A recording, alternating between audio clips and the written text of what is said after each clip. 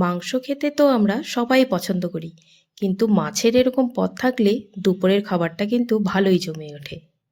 এখানে আজকে ৩ রকমের মাছ রান্না করা হয়েছে। প্রথমে ছিল কাঁঠাল চিংড়ি, এরপর ছিল কাতলা মাছের ভাপা। কাতলা মাছের পেটিগুলোকে সর্ষে পোস্ত দিয়ে ভাপা করা হয়েছিল। এটা জাস্ট দারুণ হয়েছিল খেতে। এরপর ছিল পাবদা মাছের ঝাল।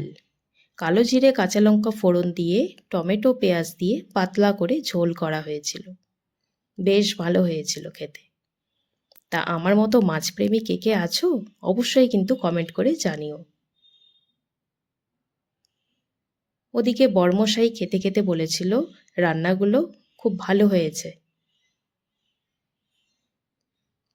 আসছি নেক্সট ভিডিও নিয়ে, ততক্ষণের জন্য টাটা।